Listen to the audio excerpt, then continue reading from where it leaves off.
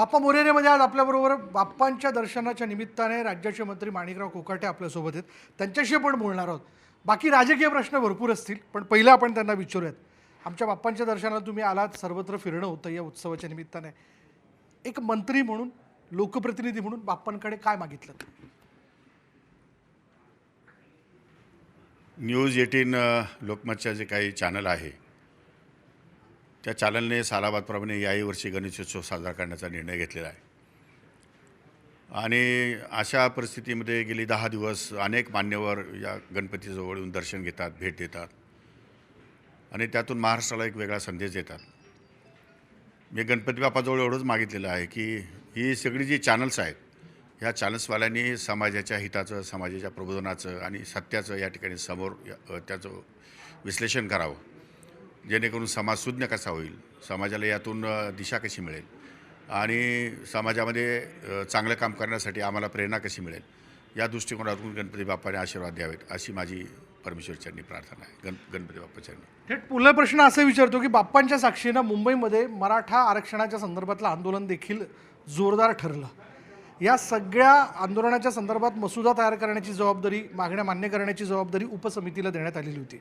त्या उपसमितीत आपण देखील होतात. जो काही मसुदा तयार करण्यात आला आणि तो मान्य करण्यात आलेला आहे, आपण स्वतः समाधानी आहात का? हो, मी समाधानी आहे. दुसरी गोष्ट कसं आहे की त्यांनी कोणत्याही प्रकारची अवास्तव अशी मागणी या ठिकाणी केलेली नाही. त्यांच्या मागणीमध्ये हैदराबादचं गॅजेट या ठिकाणी लागू करावं. तर गॅजेट हे पब्लिक डॉक्युमेंट आहे आणि निजामांनी या ठिकाणी निर्माण केलेलं आहे. कसं आहे की गॅजेटमध्ये जसं ब्रिटिशांनी महाराष्ट्रामध्ये काही ठिकाणी कारकीर्द या ठिकाणी केली आणि ब्रिटिशांनी काही गॅजेट्स या ठिकाणी पब्लिश केले, त्या धर्तीवर हैदराबाद गॅजेटला मान्यता द्यावी अशी त्यांची मागणी होती आणि ती काही जायज होती, काही चुकीची होती असं मला अजिबात वाटत नाही.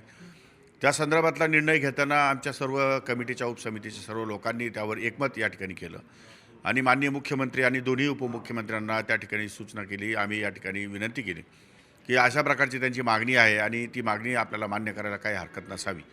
तर माननीय मुख्यमंत्री महोदयांनी पण संमती दिली आणि दोन्ही उपमुख्यमंत्री महोदयांनी संमती दिली आणि अशा प्रकारे तो गेल्या अनेक वर्षाचा तिढा होता, तो सुटण्यासाठी फार मोठ्या प्रमाणात मदत झाली असं म्हटलं तर वावगं ठरणार नाही. पण जरांगे पाटलाची पण आणि त्यांनी आणलेल्या ज्या काही त्यांच्याबरोबर आलेल्या सहकारी कार्यकर्त्यांचं पण मनापासून या ठिकाणी आभार व्यक्त केलं पाहिजे.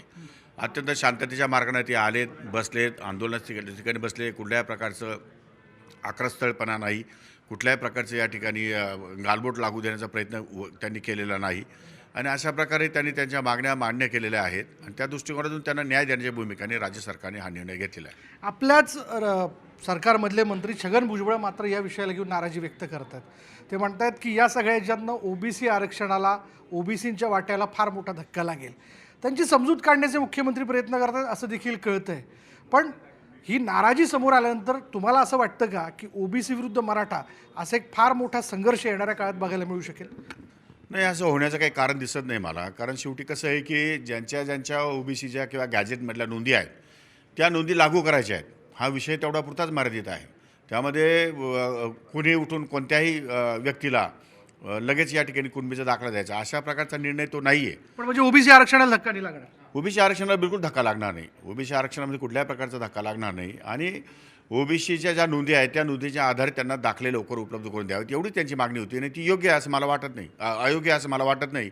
ती योग्य आहे आणि त्यामुळे तो निर्णय उपसमितीने घेतलेला आहे. बरं, तुम्ही सुद्धा स्टेजवरती होतात मनोज जरांगे पाटलांना समजवण्याकरता त्या उपसमितीच्या वतीने.